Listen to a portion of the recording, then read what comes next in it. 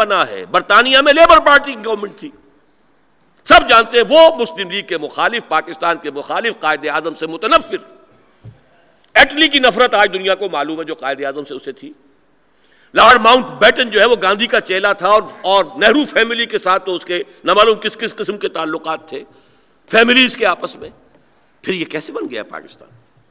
ہندو جیسی بیدار, سرمایہ دار, تعلیم یافتہ, منظم قوم, گاندھی جیسا ان کا لیڈر مہاتما, اور مسلمان منتشر. مسلمانوں کا حال کیا ہے؟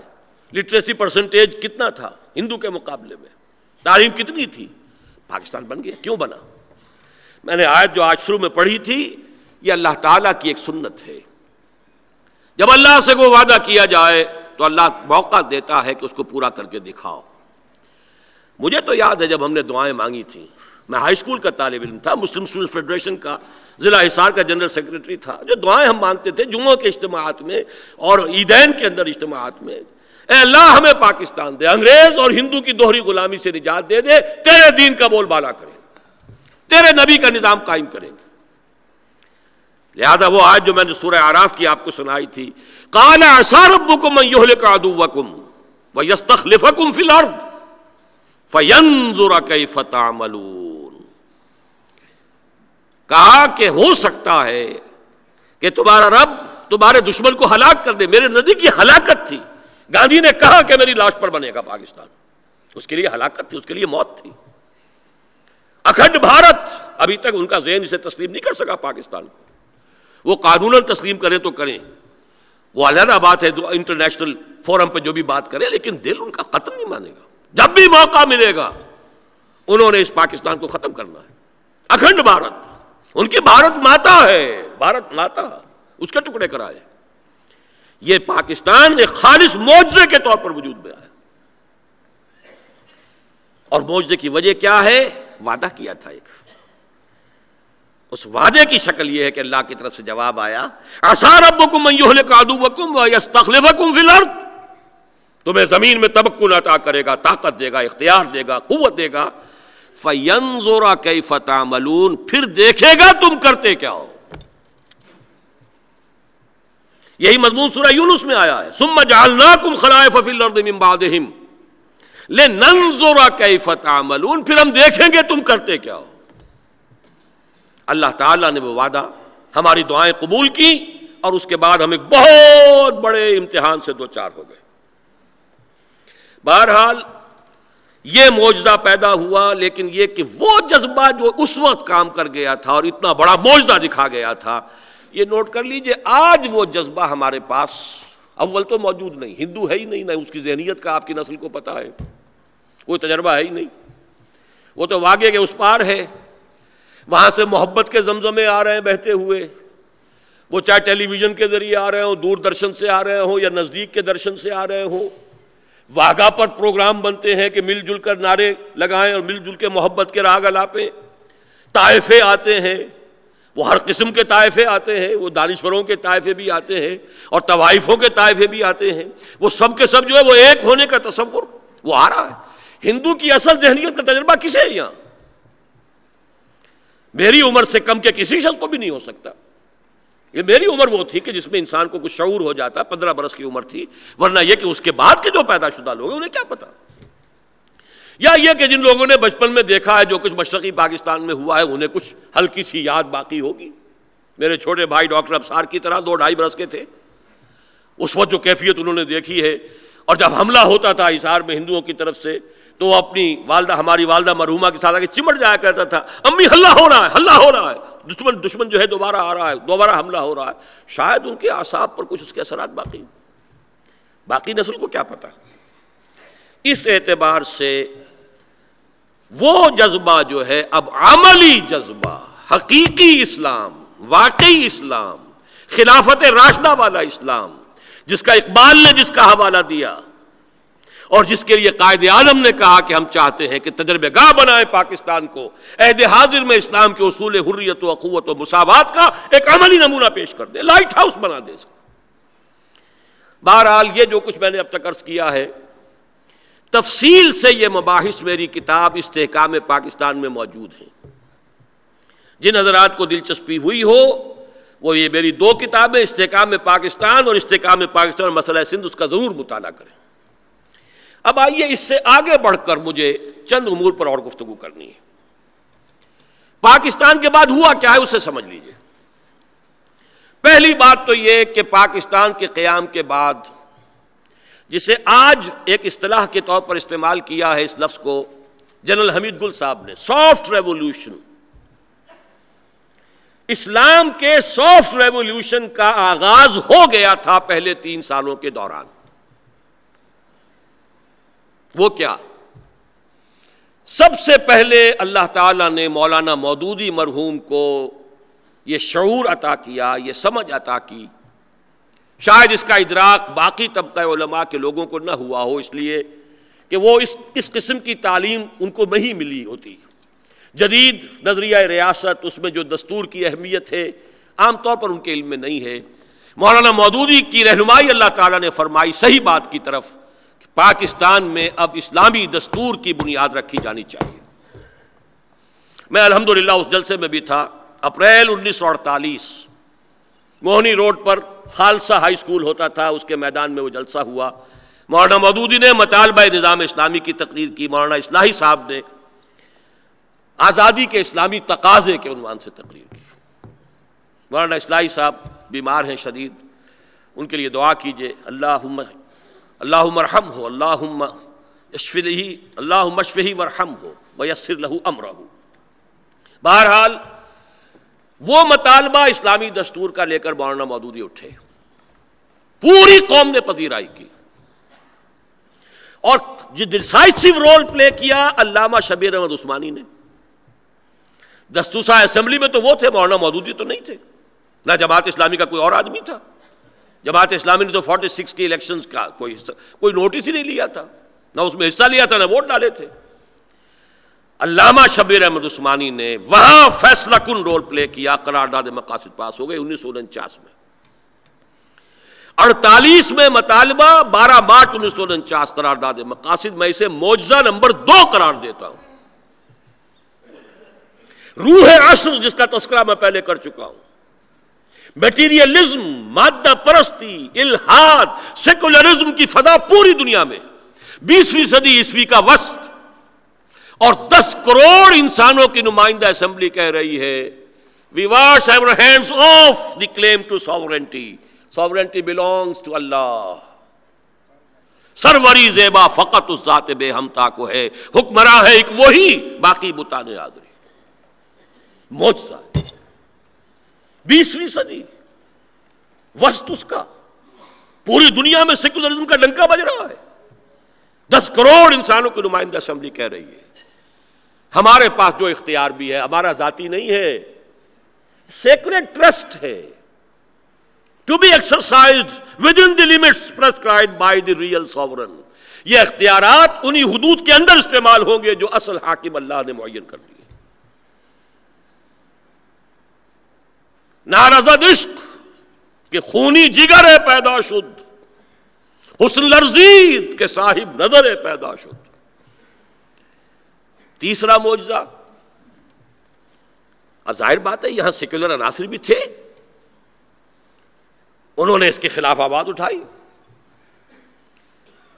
فکری سطح پر بھی آئے، اور آپ حیران ہوں گے کون کون آئے۔ ڈاکٹر اشتیاق حسین قریشی آئے، اے کے بروہی آئے، جنہوں نے چیلنج دیا تھا کوئی ثابت کر دے کہ قرآن میں کوئی دستور ہے تو میں اتنے 1000 روپے اسے انعام دوں گا، یاد ہے کہ نہیں؟ بعد میں وہ مشرف اسلامی دستور ہو گئے، وہ بات دوسری ہے۔ پھر یہ کہ عام طور پر کس کا اسلام؟ شیعہ کا اسلام، سنی کا اسلام، دیوبندی کا اسلام، بریلوی کا اسلام، وہابی کا اسلام، حنفی کا، کس کا اسلام؟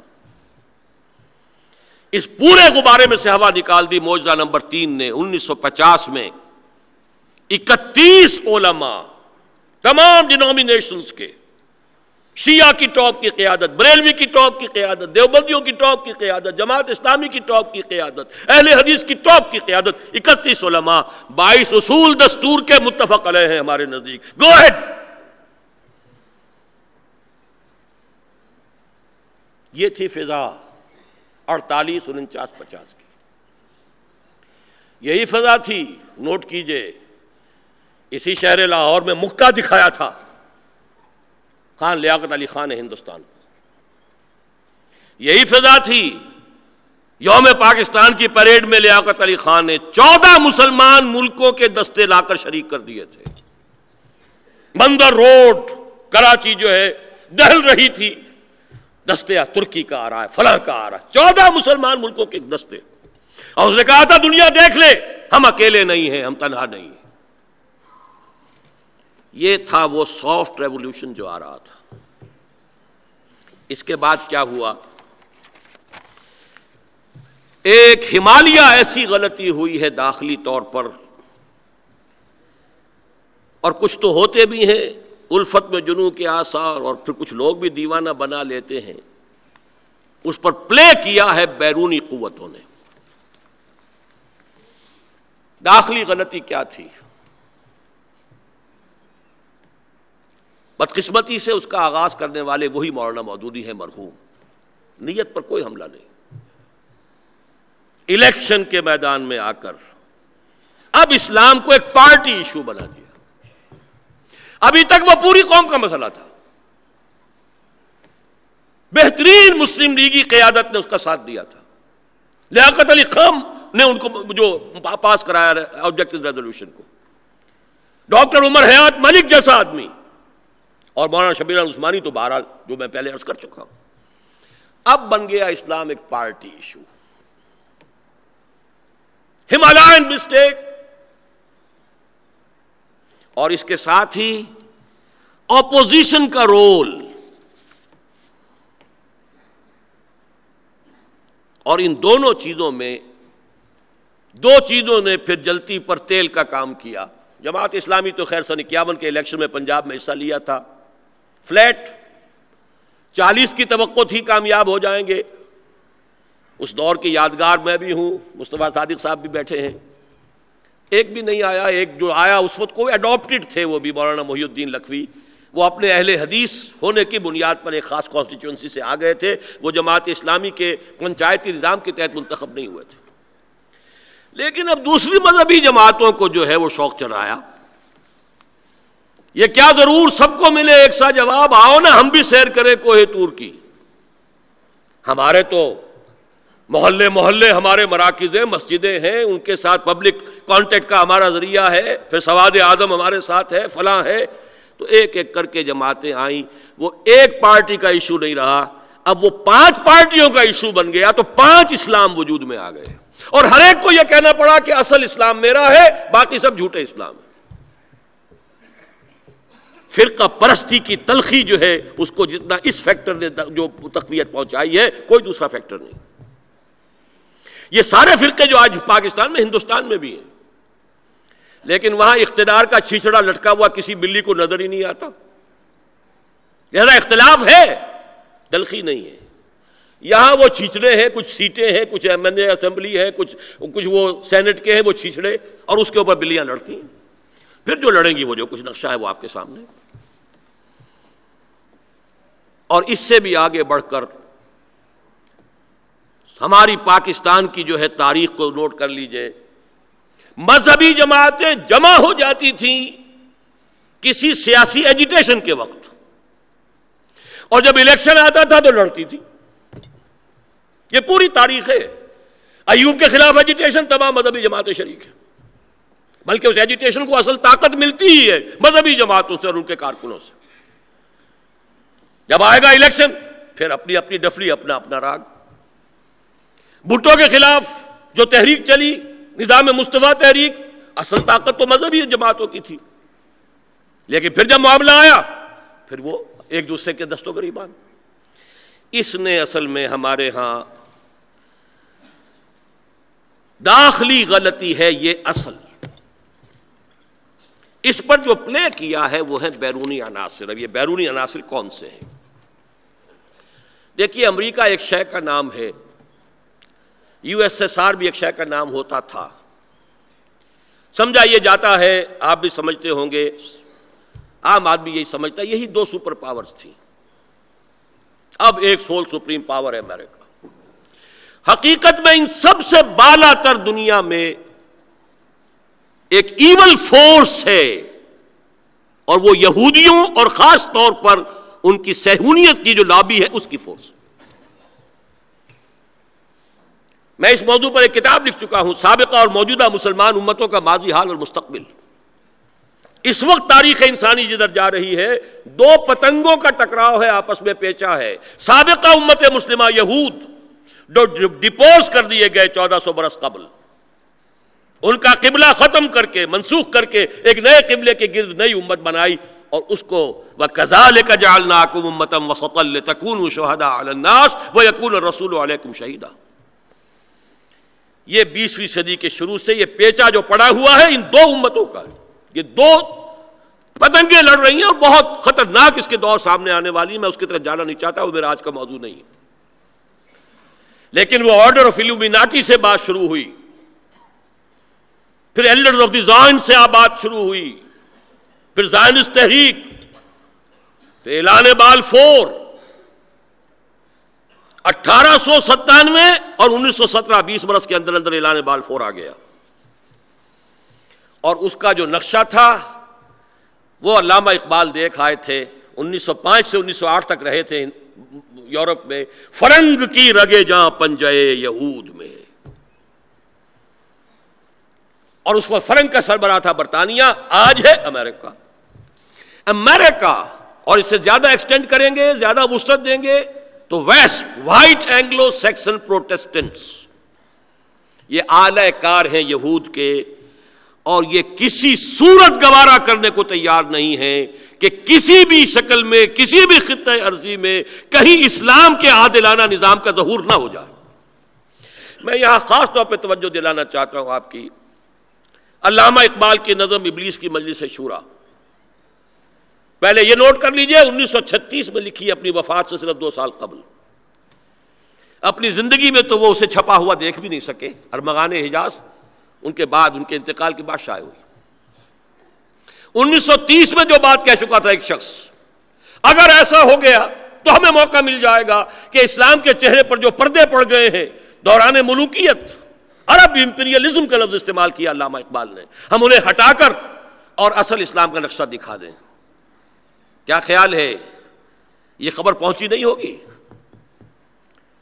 اب جو دنیا میں اس وقت انسانوں میں سب سے بڑی ایول فورس ہے وہ یہودی، اور اوپر جو ہے وہ شیطان لعین، اور شیطان لعین کی مجلس شورا میں جو بات ہوئی، مجھے اس نظم سے جتنی دلچسپی ہے بعض حضرات کے علم میں ہوگا، یہاں پورا ایک خطبہ جمعہ، میں نے خطبہ جمعہ میں درس دیا اس نظم کا، امریکہ میں سانتا کلارا میں جا کر، وہاں کے جو مرکز ہے اسلامک، اس میں نے درس دیا اس نظم کا، ابلیس کی مجلس شورا کا، کہ ابلیس کہتا ہے مجھے نہ اشتراکیوں سے ڈر ہے۔ ذرا غور کی، 36 میں اشتراکیت تو ابھی عروج پر جا رہی تھی، کب ڈرا سکتے ہیں مجھ کو اشتراکی کوچا گرد، یہ پریشان روزگار، آشفتہ مغز آشفتہ ہوں، کچھ بھی نہیں۔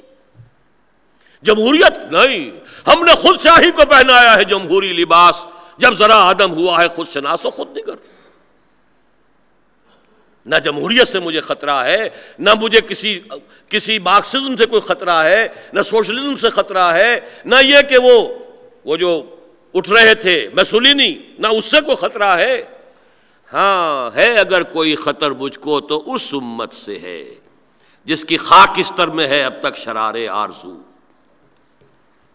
خال خال اس قوم میں اب تک نظر آتے ہیں، وہ کرتے ہیں اشکے سحرگاہی سے جو ظالم وضو۔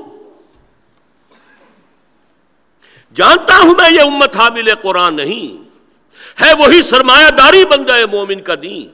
جانتا ہوں میں کہ مشرق کی اندھیری رات میں بے ید بیضا ہے پیران حرم کی آستین۔ عصر حاضر کے تقاضاؤں سے ہے لیکن یہ خوف، یہ ہے سب سے اہم مصرع، مارچ آف ہسٹری۔ عصر حاضر کے تقاضاؤں سے ہے لیکن یہ خوف، ہو نہ جائے آشکارا شر پیغمبر کہیں۔ الحذر، آئین پیغمبر سے 100 بار الحذر، حافظ ناموس زن، مرد آزما مرد آفرین۔ موت کا پیغام ہر نوع غلامی کے لیے، نہ کوئی فغفور و خاقہ، نہ گدائے رہنشین۔ کرتا ہے دولت کو ہر آلودگی سے پاک و صاف، اور منعموں کو مال دولت کا بناتا ہے امین۔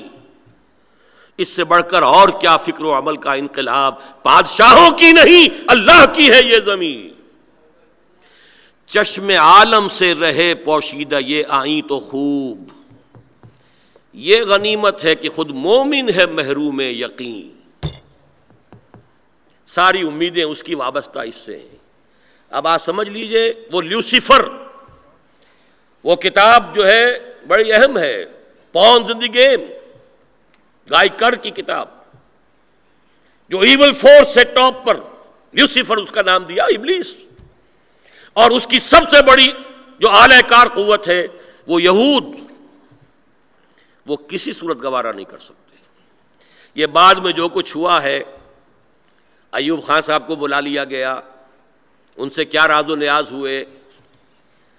وہ پٹڑی پر ذرا ملک چڑھا تھا، سن 56 کا دستور بنا تھا، دستوریہ ختم. اور وہ جو محاذ آرائی ہوئی تھی، مذہبی محاذ آرائی، اس سے پہلے ہی سیاسی دستوری پٹڑی کے اوپر سے تو سیاسی جو حکومت ہے وہ اتر چکی تھی. خواجہ ناظم الدین صاحب ان کو ہٹا کر جو صورتحال ہوئی، میں تفصیل میں نہیں جانا چاہتا. پاکستان میں جو کچھ پیش آیا ہے اس مذہبی سیاست کے نتیجے میں، میری 2 کتابیں اس پر ہیں، اسلام اور پاکستان. 1968 تک کا جو معاملات ہوئے ہیں وہ اسلام اور پاکستان نامی کتاب میں موجود ہیں. اور 69 سے لے کے 71 تک پاکستان کے 2 لخت ہونے تک جو بھی ہوا ہے، پاکستان کی عوامی سیاست کا پہلا ہنگامی دور، یہ 2 کتابیں موجود ہیں، میں تفصیل میں نہیں جا سکتا. اس کے جو کیوس ہوا ہے، دستوری پٹڑی سے ملک کی گاڑی اتری ہے. ایک چکر ہے مارشل اللہ الیکشن، الیکشن مارشل اللہ، مارشل اللہ الیکشن. ایک تکون ہے آرمی، بیوروکریسی اور اس ملک کی لینڈڈ ایرسٹوکریسی. اس تکون کا کبھی یہ سرا سامنے آ جاتا ہے، وہ چکر کھاتی دوسرا پہلو سامنے آ گیا، چکر کھایا تیسرا آ گیا. اس چکر میں پاکستان ایسا لگا ہے کہ شد پریشاں خواب من. اب وہ بات ہی ختم ہوئی. کس لیے ملک بنا تھا، کیسے بنا تھا، کیوں بنا تھا، منزل کیا تھی، 14 ملکوں کے دستے کیسے آ گئے تھے. یہ گاندھی نے ممیاتے ہوئے جو پوچھا تھا قائد اعظم سے، آپ کے پاکستان کا مطلب پین اسلام تو نہیں ہے نا؟ خوف تھا. پاکستان کا تعلق ہے پورے عالم اسلام کے ساتھ، آپ کے پاکستان کا مطلب پین اسلام تو نہیں ہے نا؟ ادھر پیش قدمی ہو رہی تھی. لیکن جو کچھ نتیجہ نکلا ہے وہ کیا ہے، وہ میں اب قرآن مجید کی 3 آیات کے حوالے سے آپ کے سامنے رکھنا چاہتا ہوں. بلکہ میں نے شروع میں جو آیت آپ کو سنائی تھی اور میری ہی فرمائش پر قاری صاحب نے یہ آیات آج پڑھی ہیں. 5 آیتیں ہیں سورہ انفال کی، لیکن میں اس کی صرف ایک آیت پر گفتگو اس وقت کروں گا. وَاذْكُرُوا، دیکھیے میرا یہ دعویٰ ہے، قرآن مجید میں سورہ انبیاء میں فرمایا گیا ہے، قرآن اپنے بارے میں کہتا ہے فیہ ذکرکم، اس قرآن میں تمہارا ذکر موجود ہے. اس کا ایک مفہوم یہ ہے کہ تمہارے لیے ذکرہ، تذکر، تذکیر موجود ہے. لیکن فیہ ذکرکم اس اعتبار سے بھی ہے جو حضور کی ایک حدیث میں آیا کہ قرآن وہ کتاب ہے فیہ نبأ ما قبلکم وخبر ما بعدکم وحکم ما بینکم، اس میں تم سے پہلوں کے حالات بھی ہیں، تم سے بعد کے حالات بھی ہیں. مجھے تو، میں اپنا ذاتی تجربہ اور جو حضرات میرے خطبات جمعہ میں شرکت فرماتے ہیں ان کو معلوم ہوگا، ہر دور میں جب بھی کبھی میں نے کسی سیاسی موضوع پر گفتگو کی ہے آیت قرآنی میرے سامنے ہوتی. یہ آیت جو ہے یہ سورہ انفال کی آیت نمبر 26، یہ تو 100% آج پاکستان پر منطبق ہو رہی ہے. وَاذْكُرُوا، میں ترجمے میں اضافہ کر رہا ہوں یہاں پر، اے اہل پاکستان ذرا یاد کرو، اذ انتم قلیل،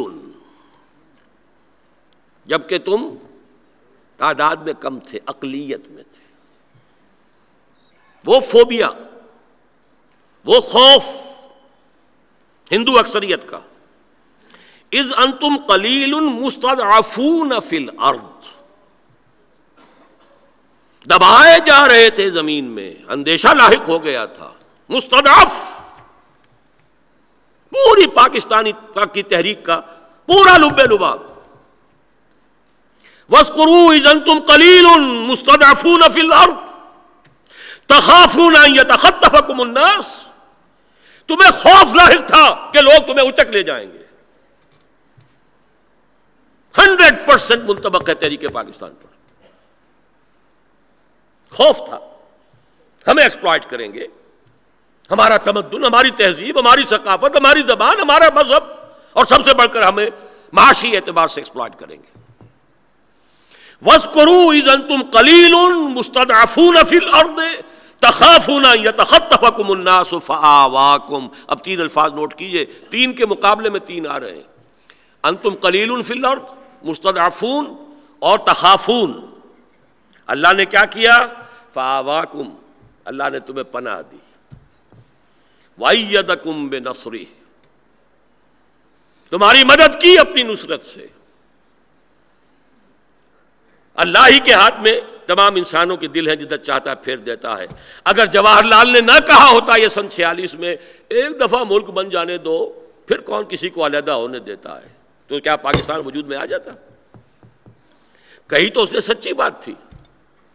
نکل جاتی ہے جس کی منہ سے سچی بات مستی میں. اسی طریقے سے سن 65 میں جو مدد کی اللہ نے، وہ تو B B C television پر دکھا چکا. فال آف لاہور، اتنا یقینی. فَأَيَّدَكُمْ بِنَصْرِهِ وَرَزَقَكُمْ مِنَ الطَّيِّبَاتِ. خوشحالی کا اندازہ کیجئے جو پاکستان کو اللہ نے دی. رَزَقَكُمْ مِنَ الطَّيِّبَاتِ لَعَلَّكُمْ تَشْكُرُونَ، تاکہ تم شکر کرو ہماری اس نعمتوں کا، ہمارے ان احسانات کا. ترجمہ صرف کر دیتا ہوں اگلی 2 آیتوں کا بھی. یا ایھا الذین آمنوا لا تخونوا اللہ والرسول وتخونوا اماناتکم وانتم تعلمون. اہل ایمان اللہ اور اس کے رسول کے ساتھ خیانت نہ کرو، وعدہ خلافی نہ کرو، اور اس کی امانت میں خیانت نہ کرو. یہ امانت ہے پاکستان، اللہ کی دی ہوئی ہے. یہ سلطنت خدا داد ہے. یہ کسی اور طرف رخ کرتی ہے تو یہ خیانت ہے. وانتم تعلمون، جانتے بوجھتے تو یہ نہ کرو. وعلموا، ساری خیانت کی بنیاد کیا ہوتی ہے؟ حب دنیا، حب مال، حب اولاد. وعلموا انما اموالکم واولادکم فتنہ وان اللہ عندہ اجر عظیم. جان لو یہ مال اور اولاد سب فتنہ ہے، آزمائش کے لیے ہے، اور اصل اجر تو صرف اللہ کے پاس ہے. ان 3 آیتوں کے بعد ذرا 3 آیتیں سن لیجئے سورہ توبہ کی. وَمِنْهُمْ، سورہ توبہ سب سے بڑی سورت ہے منافقت کے تذکرے میں، اور منافقین کے اوصاف اور کردار اور ان کا رویہ، ان کے طرز عمل پر. ان منافقین میں خاص قسم کا تذکرہ ہو رہا. منہم، ان میں سے کچھ لوگ وہ بھی ہیں، من عاہد اللہ، جنہوں نے اللہ سے عہد کیا تھا. لئن آتانا من فضلہ، اگر اللہ ہمیں اپنے فضل سے نواز دے گا، لنصدقن ولنکونن من الصالحین، خوب صدقہ خیرات کریں گے اور بالکل نیک بن جائیں گے. فلما آتاہم من فضلہ، جب اللہ نے انہیں اپنے فضل سے نواز دیا، بخلوا بہ، اب بخل سے کام لیا.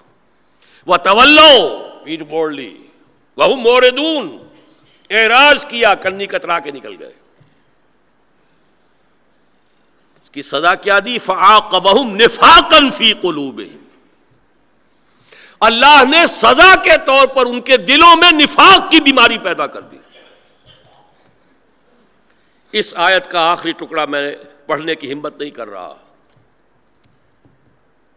جا کے پڑھ لیجئے گا. آیت نمبر 77 سورہ توبہ کی. میں یہیں تک رہ رہا ہوں، آگے لرز جاتا ہوں جب بھی میں پڑھتا ہوں بقیہ حصہ اس آیت کا. فَعَاقَبَهُمْ نِفَاقًا فِي قُلُوبِهِمْ، اللہ نے سزا کے طور پر ان کے دلوں کے اندر نفاق پیدا کر دیا. اور سمجھ لیجئے آج 3 نفاق ہیں جو اس قوم کے اندر پورے روئے ارضی پر سب سے بڑھ کر اس قوم میں پیدا ہو چکے. پہلا نفاق، نفاق باہمی.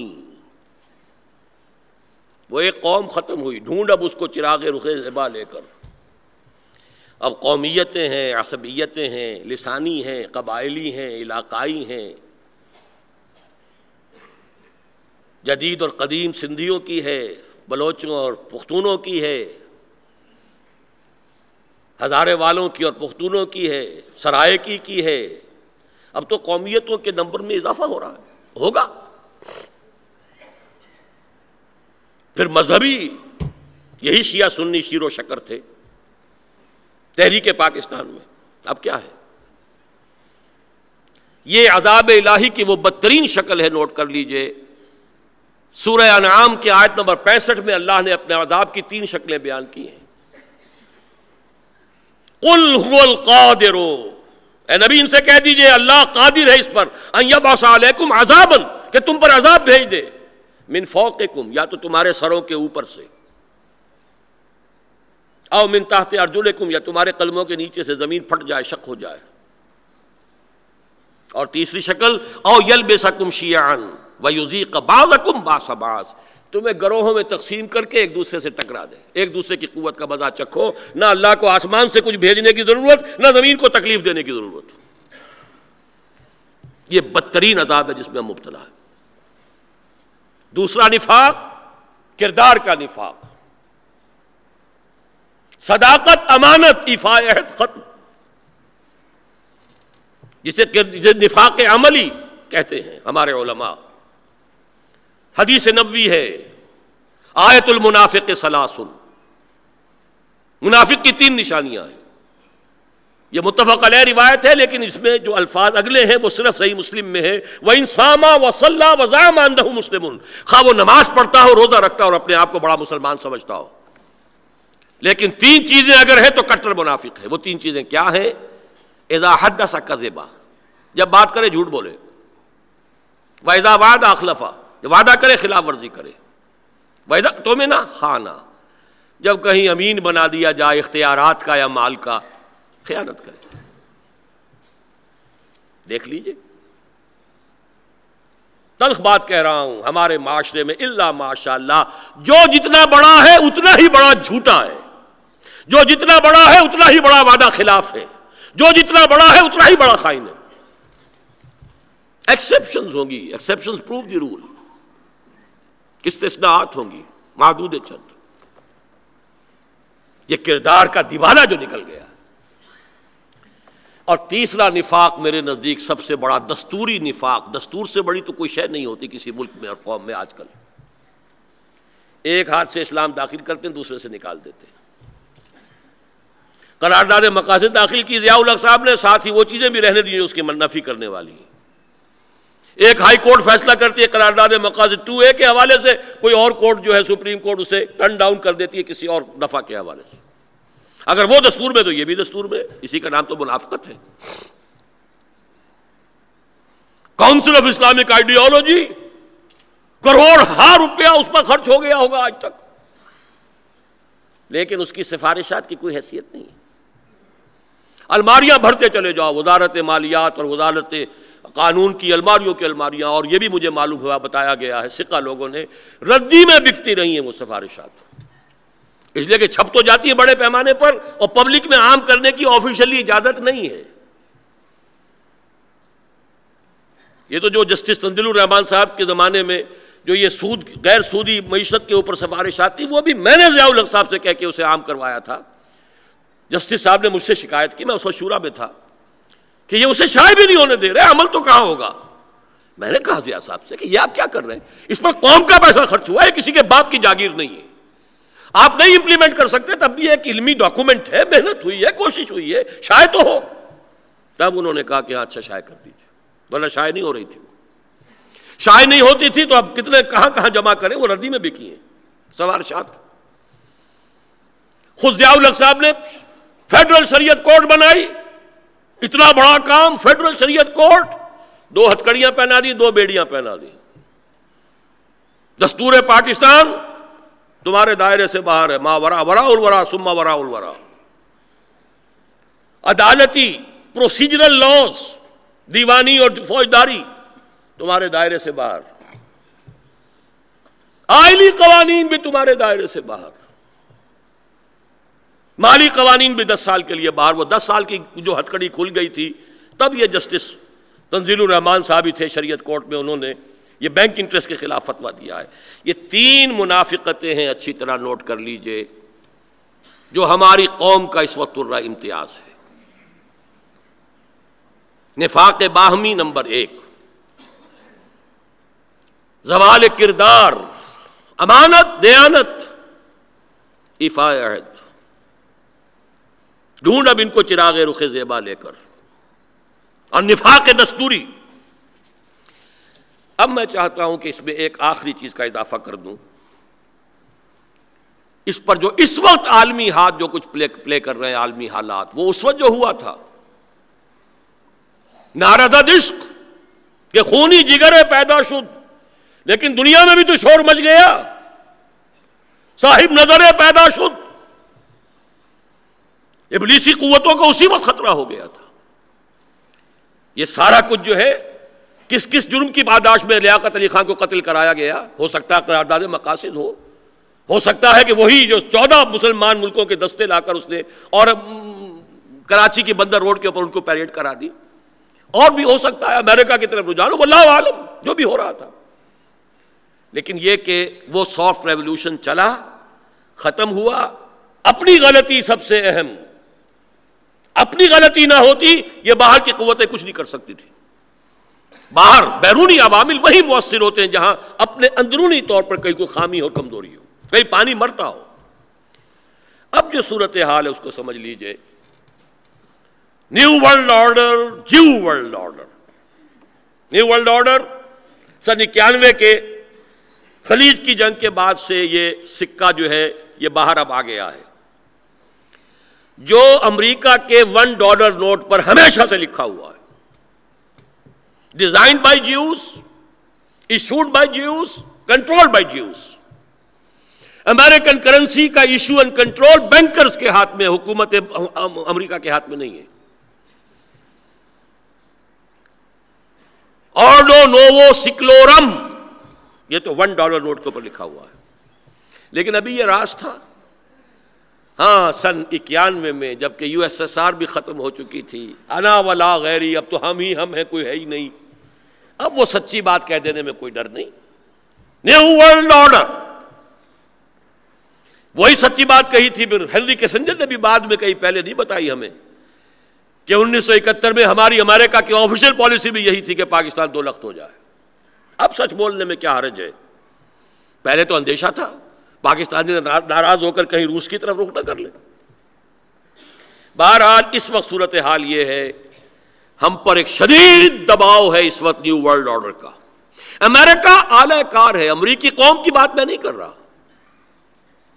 آج امریکہ میں white Christian militias southern and western states کے اندر جو بہت تقویت پا رہی ہیں، جو ایک نئی سول وار کا نعرہ لگا رہی ہیں، ان کا کہنا یہ ہے the federal government of the United States of America is a hostage in the hands of the Jews، اور اس کو لبریٹ کرانا۔ اسی لیے فیڈرل گورنمنٹ کی بلڈنگ تھی اوکلاہوما میں جس سے اس عیسائی نے ختم کیا ہے، 160 آدمی جہاں مارا گیا۔ امریکن تو ایک مارا جائے تو پوری دنیا کے اندر جو ہے وہ تہلکہ ہو جاتا ہے، اسے پلے ڈاؤن کیا ہے کیونکہ وہ خود ایک کرسچن عیسائی، امریکن کرسچن وائٹ عیسائی نے کیا ہے، فیڈرل گورنمنٹ۔ بہرحال وہ معاملہ علیحدہ ہو جائے گا، اس وقت اس کا موقع نہیں ہے۔ ہم پر بڑا شدید دباؤ ہے بذریعہ ورلڈ بینک اور IMF۔ ایک نئی ایسٹ انڈیا کمپنی، اب ایک نہیں ہے، وہ ملٹی نیشنلز، ان کا طوفان، یہ طوفان انگلف کر رہا ہے، اور ہماری کوئی حکومت ہو اس سے دباؤ ڈال کر جو چاہے منوا لیتا۔ اس لیے کہ ہم نے قرض کی پیتے تھے میں اور یہ کہتے تھے کہ ہاں رنگ لائے گی ہماری فاقہ مستی ایک دن، گل چھرے بہت اڑائے، مصنوعی اکانومی پر گل چھرے اڑائے۔ اب آئندہ نسلوں کو اپنی ہڈیوں کا گودا اس کو پلوا کر نکال کر دینا ہوگا۔ بہرحال دباؤ ہے عالمی، مالیاتی اعتبار سے ہم ان کے غلام ہیں، دوسری طرف سیاسی اعتبار سے چین کی کنٹینمنٹ، کبھی کنٹینمنٹ آف رشیا ہوتی تھی، اب کنٹینمنٹ آف چائنا کا مرحلہ ہے، اور چائنا اور رشیا کے قریب آنے اور رشیا اور ایران کے قریب آنے نے آج جو نیو ورلڈ آرڈر کی سربراہی کا دعوے دار ہے اس کے لیے بڑی ایمرجنسی پیدا کر دی ہے. بڑی تیزی سے حالات بدل رہے ہیں. کشمیر کے بارے میں بھی امریکہ کی پالیسی فنڈامنٹلی چینج ہو چکی ہے. وہ اب اس آزاد کشمیر کا عالم بردار نہیں ہے. زندہ قوموں کی پالیسیز بدلتی رہتی ہیں. نشان یہی ہے زمانے میں زندہ قوموں کا کہ صبح و شام بدلتی ہیں ان کی تقدیریں. اب پالیسی بدل گئی ہے. اب پالیسی یہ ہے کہ ہر قیمت پر بھارت کو پراپ اپ کیا جائے, پاکستان کو اس کے سامنے جھکنے پر مجبور کر دیا جائے. یہ پالیسی, یہ دباؤ بہت سخت ہے, بہت قوت کے ساتھ آ رہا ہے,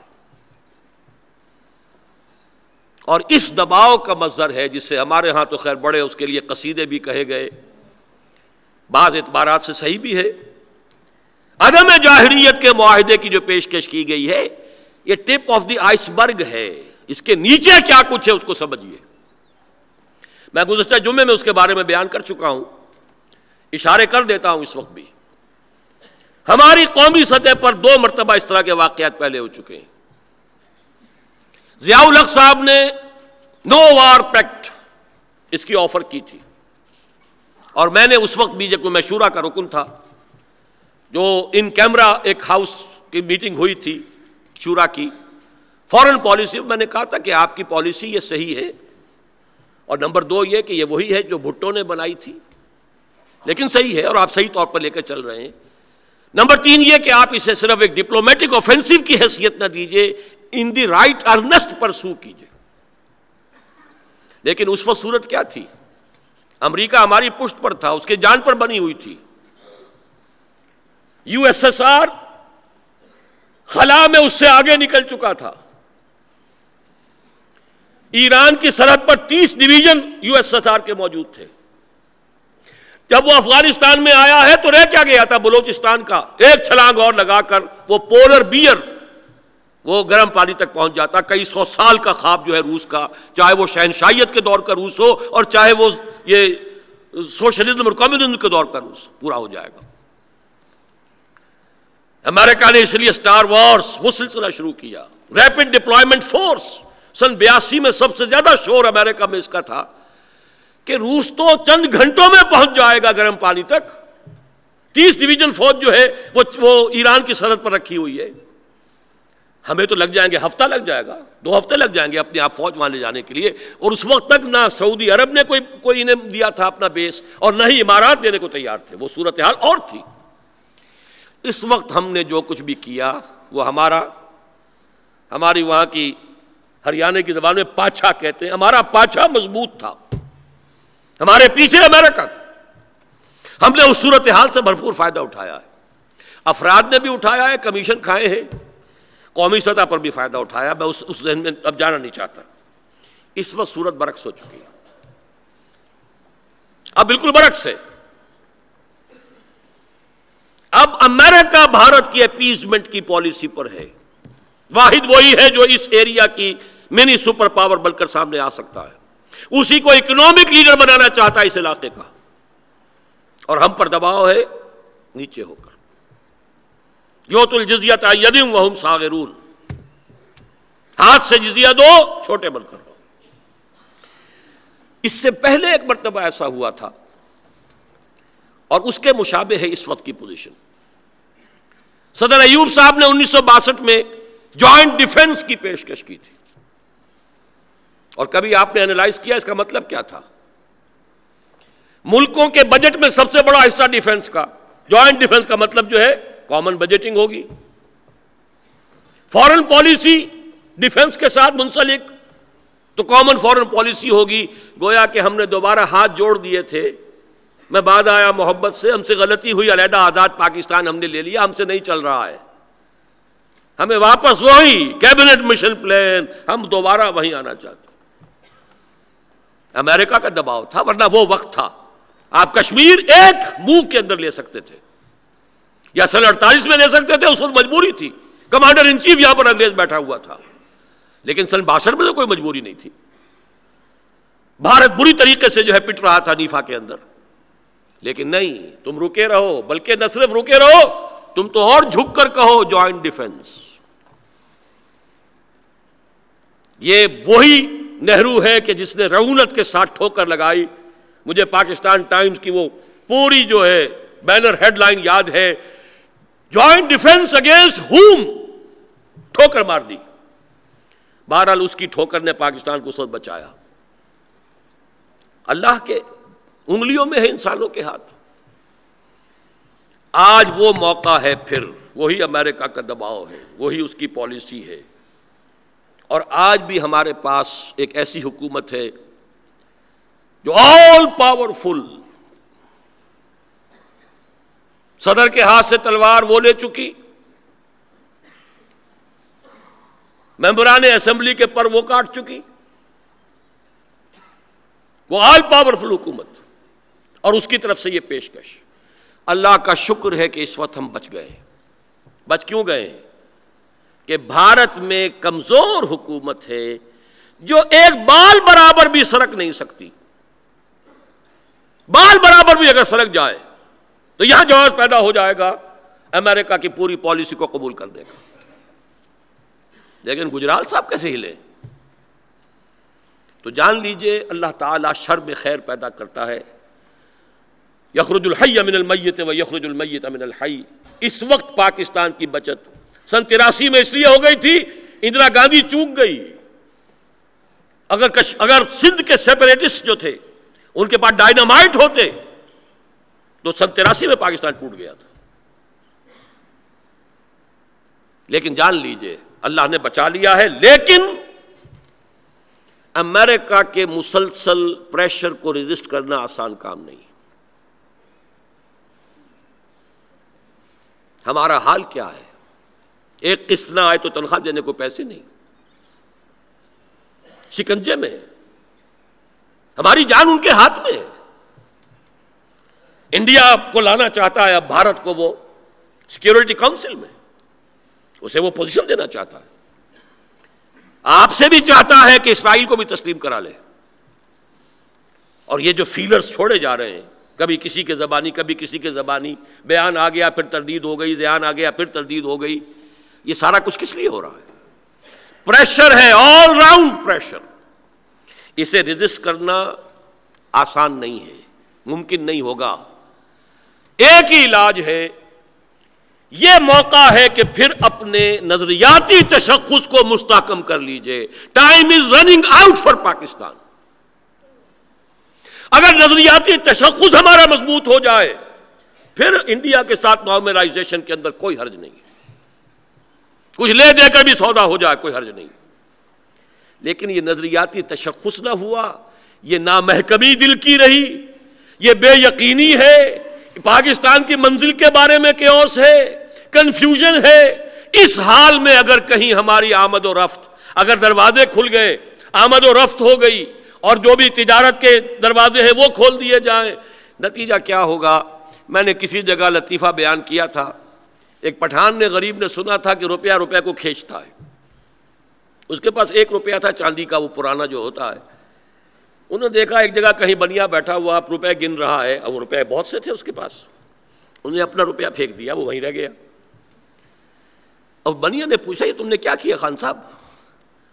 انہوں نے کہا میں نے سنا تھا روپیہ روپے کو کھینچتا ہے, تو میں نے اس لیے کیا تھا شاید کوئی 1 روپیہ کھینچ کے لے آیا کہ ہاں میرا روپیہ زیادہ تھا, تمہارا روپیہ کو کھینچ لیا اس نے. انڈیا بہت بڑی شے ہے, اب وہ ایک بہت بڑے ویکوم کی طریقے سے پاکستان کو کھینچ کر لے جا سکتا ہے, اور اس میں اسے کسی فوج کشی کی ضرورت نہیں ہوگی. یہ دروازے اگر ہم نے کھول دیے بغیر اپنے نظریاتی تشخص کو مستحکم کیے, اور اگر نظریاتی تشخص کو مستحکم کر لیا جائے تو ان میں سے کسی شے میں کوئی خرابی نہیں. ہمارے پاس آئیڈیالوجی ہے, ہمارے پاس نظریہ ہے, ہمارے پاس پیغام ہے, ہمارے پاس نظام ہے, ان کے پاس کچھ نہیں ہے. وہ جو قرآن مجید میں نقشہ کھینچا گیا ہے کہ جب جادوگروں نے اپنی رسیاں پھینکی اور چھڑیاں پھینکی اور وہ بھی سانپ بن گئے, تو بربنائے تب بشری حضرت موسیٰ خوفزدہ ہو گئے. فَأَوْجَسَ فِي نَفْسِهِ خِیفَةً موسیٰ ڈر گئے کہ میرا بھی تو معجزہ یہی تھا کہ میرا عصا سانپ بن جاتا, وہ انہوں نے بھی دکھا دیا. اللہ نے کہا یا موسیٰ لا تخف وَأَلْقِ مَا فِی یَدِکَ, کیوں ڈر رہے ہو؟ جو تمہاری بغل میں ہے یا ڈالو تو صحیح. اسی طریقے سے ہماری بغل میں وہ قرآن کتاب موجود ہے. خار از مہجوری قرآن شدی شکوہ سنجے گردش دوران شدی اے چو شبنم بر زمیں افتندئی در بغل داری کتاب زندئی. اس نظریاتی آفینسو کے ذریعے سے ہم بھارت کا مقابلہ کر سکتے ہیں، بلکہ انشاءاللہ اگر یہ بلدل ہم سر کر لیں، یہاں وہ نظام قائم کر دیں، تو انشاءاللہ تعالی ہم فتح کریں گے نہ صرف بھارت کو، کل روئے عرضی کو. آخری بات اب جو عرض کر رہا ہوں وہ یہ ہے کہ یہ تھا وہ پس منظر جس میں فروری کے الیکشن کے بعد امید کی کچھ کرنیں روشن ہوئی تھی میرے لیے. استدار الزمان کہتے ہی یوم خلق اللہ السماوات والارض.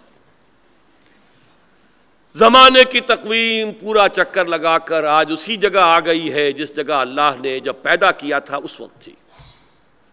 اس کا پس منظر بہت سے حضرات کے علم میں ہوگا. اشہر حرم کو قریش جو ہے اپنی سہولت کے تحت آگے پیچھے کر دیتے تھے، لیکن وہ آگے پیچھے کرتے کرتے وہ نیوٹرلائز ہوتے ہوئے جو حجۃ الوداع ہوا ہے اس موقع پر صحیح جگہ پر صحیح تاریخوں میں حج ہوا ہے. تو حضور نے یہ فقرہ ارشاد فرمایا استدار الزمان، چکر کھا کے زمانہ آ گیا ہے کہیت ہی یوم خلق اللہ السماوات والارض. اسی اصل تقویم پر آ گیا. 3 فروری کے الیکشنز میں وہ سن 46 کا جو معاملہ تھا، مسلم لیگ کا مینڈیٹ، دوبارہ 50 برس چکر کھا کر کہاں سے کہاں ہو کر کن کن وادیوں سے گزر کر کن کن اپس اینڈ ڈاؤن سے گزر کر بہرحال مسلم لیگ نام کی ایک جماعت، اس کو وہ مینڈیٹ حاصل ہوا. اس لیے خیال پیدا ہوا. پھر کچھ حالات ایسے ہو گئے، وہ میں نے تفصیل سے لکھ دیے ہوئے ہیں. ندائے خلافت کا ایک خصوصی شمارہ ہم نے شائع کیا تھا. اسی لیے پس منظر کیا تھا میری ملاقاتوں کا، کیوں میاں محمد شریف صاحب اپنے 3 بیٹوں کے ساتھ میرے پاس 2 مرتبہ آ گئے، کیوں میں گیا، کیا گفت و شنید ہوئی، سب تفصیل سے ہم نے کیا ترامیم پیش کی دستور کے اندر، یہ ساری بات. لیکن یہ امید کی ایک روشن کرن تھی کہ جو ہمیں نظر آئی تھی، اسی لیے وہ محنت کی، بھاگ دوڑ کی، خطوط بھیجنے کا معاملہ اسی انداز کا جیسا سن 48 میں مولانا مودودی نے جب مطالبہ کیا تھا نظام اسلامی کا اور دستور اسلامی کا، ہم نے اپنی بساط کے برابر وہ کام کیا، وعدے بھی کیے. مملکت خدا آزاد پاکستان کے وزیر اعظم نے 2 مرتبہ کہا ہماری موجودگی میں، اور اپنے بھی قریب ترین ساتھیوں کی موجودگی میں 2 مرتبہ کہا. اور یہ میری ذاتی ملاقات نہیں، یہ ملاقات ہے وزیر اعظم ہاؤس کی، کہ وہاں انہوں نے کہا 2 مرتبہ راجہ ظفر الحق صاحب سے کہ راجہ صاحب پھر یہ دستوری ترمیم کا بل تیار کیجئے. میری آنکھوں میں اس وقت آنسو بھی آ گئے تھے. میں نے کہا تھا میاں صاحب آپ نہیں جانتے پاکستان کی وقت کو اور قدر و قیمت کو، یہ میں جانتا ہوں. میں 20 دن پیدل قافلے کے ساتھ چل کر پاکستان پہنچا تھا، آگ اور خون کے دریا لٹرلی عبور کر کے پہنچا تھا. حصار اور سلیمان کی 170 میل، 20 دن کا قافلے کا ساتھ سفر. ہمیں معلوم ہے قدم قدم پر حملہ ہے، قدم قدم پر لوٹا جا رہا ہے، اور یہ لٹتے پٹتے ہوئے وہ تو اللہ تعالیٰ کی طرف سے معجزہ ہوا کہ ذرا 3 منزل پرے 30 میل کے فاصلے پر سلیمان کی سے ہمیں وہاں 3 دن کے لیے ٹھہرنا پڑ گیا. اس عرصے میں پاکستان کی فوج آ گئی جس نے چارج لے لیا، ورنہ معلوم ہوا کہ اگلے پڑاؤ کے اوپر طے ہو چکا تھا، انڈین فورسز نے طے کر لیا تھا، سودا ہو گیا تھا پورے قافلے کا. اس کو لوٹو مارو اور جس طرح چاہو کرو، اتنے پیسے ہمیں دے دو، یہ ہو چکا تھا. بہرحال یہ تھا جس کے لیے ہم نے یہ کوشش کی ہے. لیکن محسوس ہوتا ہے اور میرا دل گواہی دیتا ہے، اس نے گواہی دی کہ نواز شریف صاحب چاہتے ہیں. میں آج بھی کہہ رہا ہوں، ڈنکے کی چوٹ کہہ رہا ہوں، یا آپ مجھے میری سادہ لوحی سمجھ لیجئے، لیکن کوئی بہت بڑا ہاتھ ہے جو روکے ہوئے ہے، داخلی ہے یا خارجی ہے یا دونوں ہے. کوئی بہت بڑا ہاتھ ہے جس کا نتیجہ یہ نکلتا ہے کہ سافٹ ریولوشن سے نہیں، ہارڈ ریولوشن کی تیاری کرنی پڑے گی، جس کے لیے ہم تنظیم اسلامی کے تحت منہج انقلاب نبوی کے طریقے کے مطابق جو بھی ہم نے شروع کی ہے اپنی تحریک، اس کو اس کے منطقی نتیجے تک پہنچانے کے لیے تن من دھن لگانا ہوگا. وہ ہارڈ ریولوشن کیا ہے، کیسے آئے گا، کس طور سے آئے گا، میری گفتگو کا یہ دوسرا حصہ انشاءاللہ 2 ہفتے کے فصل کے بعد اسی جگہ پر اسی وقت 19 اکتوبر کو انشاءاللہ میں تفصیلاً پیش کروں گا۔ آپ حضرات سے توقع رکھتا ہوں کہ اسی ذوق و شوق سے آئیے، پابندی وقت کے ساتھ آئیے۔ آج پھر بھی ہماری کارروائی اس اجلاس کی 10 منٹ دیر سے شروع ہوئی۔ میری خواہش تو یہ ہے کہ عین 10 بجے شروع ہو، تو آپ لوگوں کے آنے پر بھی اس کا دار و مدار ہے۔ میں بلکہ بہت حیران ہوا تھا، اتنے بڑے بڑے لوگ عین وقت پر پہنچ گئے تھے، اور یہ میری دعوت پر آج تشریف لے آئے ہیں۔ میں ان کا بہت ہی ممنون ہوں، بہت مشکور ہوں۔ اتنی سما خراشی جو میں نے کی ہے اس کے لیے معذرت خواہ بھی ہوں، لیکن یہ ہے کہ اس وقت تو جیسا کہ آپ کو معلوم ہوگا صرف یہ حضرات سوالات کریں گے، اور جو بھی وضاحت میں پیش کر سکوں گا کروں گا۔ لیکن آج شام بعد نماز مغرب قرآن آڈیٹوریم میں ہمیں کھلا اجلاس رکھیں گے۔ آپ میں سے جو حضرات بھی آنا چاہیں سوالات کریں، میری رہنمائی کریں، وہاں اظہار خیال کا بھی 5 منٹ موقع دیں گے جو حضرات بھی آ کر بات کہنا چاہیں۔ میری اس پوری گفتگو کے بارے میں مجھے آپ اگر کوئی رہنمائی دینا چاہیں یا مجھ سے کوئی وضاحت طلب کرنا چاہیں باقی آڈینس میں، تو آج شام کو انشاءاللہ وہ نشست ہم رکھ رہے ہیں۔ اب میں اپنی گفتگو ختم کر رہا ہوں۔ اقول قولی ھذا واستغفر اللہ لی ولکم ولسائر المسلمین۔